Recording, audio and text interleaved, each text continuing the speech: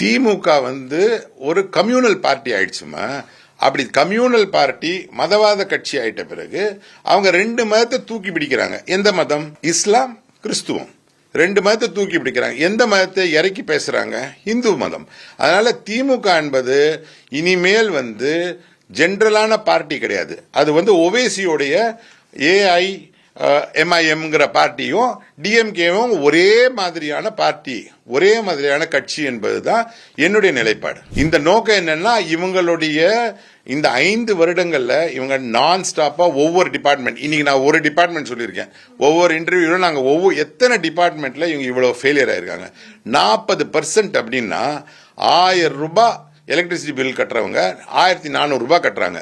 2 மாசத்துக்கு ஒரு தடவை இருந்த எலக்ட்ரிசிட்டி பில்ல 1 மாசத்துக்கு ஆக்குறேன்னாங்க. அதையும் செய்யல. வெளி மாநிலங்கள்ல இருந்து 9 ரூபாயில இருந்து 10 ரூபாய் வரைக்கும் இவங்க மின்சாரத்தை ப்ரொக்யூர் பண்றாங்க, வாங்குறாங்க. இதனால தமிழக மக்களுக்கு கடன் சுமை 4 லட்சம்ல இருந்து 8 லட்சம் ஆச்சு. இதெல்லாம் மறைக்கிறதுக்காக அவர் திமுகவுடைய நிலைப்பாடே எப்படின்னா, மக்கள் எதையாவது மறக்கணும். என்ன மறக்கணும்? அவங்களுடைய ஃபெயிலியர்ஸை மறைக்கணுங்கிறதுக்காக ஹிந்தி, மத்திய அரசு, ஹிந்துவிசம், இது மூணுத்தையும் மாத்தி மாத்தி பேசுவாங்க. இது மக்கள் மறக்க மாட்டாங்க. போன வாட்டி இவங்க பேசின மாதிரி ஸ்டாலின் தான் வராரு, விடியல தராரு, நாங்க 4120 மெகாவாட்டை உற்பத்தி செய்து விட்டோன்னு ஓட்டு கேட்க வேண்டியதானே. இப்ப அவங்க எப்படி ஓட்டு கேட்கறாங்க? தமிழகத்தை தலைகுனிய விட மாட்டோம். எப்பா என்னப்பா ஆச்சு அந்த 3 பெரிய ப்ராஜெக்ட்? அதுக்கு பதில் இருக்கா? யாராவது பதில் சொல்லுங்களேன் பாப்போம். அதுக்கு ஒரு மதவாத கட்சியான திமுக வேற என்ன செய்யும்னு எதிர்பார்க்கறீங்க? அவங்க ஒரு மதவாத கட்சி. திமுக என்பது மறுபடியும் சொல்றேன், அது மதவாத கட்சி. எப்படின்னா, அதோட வரையறை தான் நான் முன்னாடியே சொல்லிட்டேன். ஏதாவது ஒரு மதத்தை உயர்த்தியும் ஒரு மதத்தை தாழ்த்தியும் பேசுறது மதவாத கட்சியினுடைய வரையறை. அந்த வரையறை இவங்க ஒரு மதத்துக்கு பதிலாக 2 மதம் வச்சிருக்காங்க, அவ்வளவுதான். வேற எந்த வித்தியாசமும் கிடையாது. அப்பா ஒரு மதம், பையன் ஒரு மதம்ன்றதுனால மாண்புமிகு முதல்வர் அவர்கள் இந்துவிசம், பையன் அதோட அடிஷனா அவரும் அதை தான் ஃபாலோ பண்றாரு. கூட கிறிஸ்டியானிசத்தை ப்ரமோட் பண்றாங்க.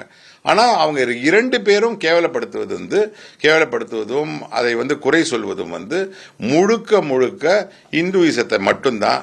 அது தயவு செய்து மாண்புமிகு முதல்வர் அவர்களுக்கும் துணை முதல்வர்களுக்கும் அவர் அமைச்சர்கள் சார்ந்தவர்களுக்கும் ஒரே ஒன்று கூறிக்கொள்கிறேன். 10,000 வருஷமாக எத்தனையோ பேர் முயற்சி செய்து இந்துவிசத்தை ஒரே ஒரு அணு கூட அசைக்க முடியவில்லை. இன்னைக்கும் நீங்க பாக்குறீங்க, கோயில்ல வர கூட்டம் ஏறிட்டே தான் இருக்கு. உங்களுக்கு மக்கள் உங்களுக்கு நிறைய வாய்ப்பு கொடுத்துட்டு இருக்காங்க, நீங்களா திருந்துவீங்கன்னு. ஆனா மக்கள் உங்களை 2026ல இந்து மக்கள் அனைவரும் சேர்த்து உங்களை திருத்துவார்கள். ஏன்னா நாங்க எல்லாரையும் ஒரு சேரதான் இணைந்து பயணித்துக் கொண்டிருக்கிறோம்.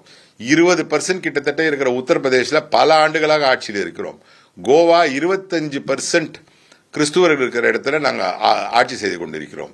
நீங்கள் தான் மதம், நீங்கள் தான் எப்பொழுது பார்த்தாலும் மதம் மதம் மதம் என்று பேசி திமுக என்பது ஒரு மதவாத கட்சி என்பதை நான் முழுமனதோடு நம்புகிறேன்.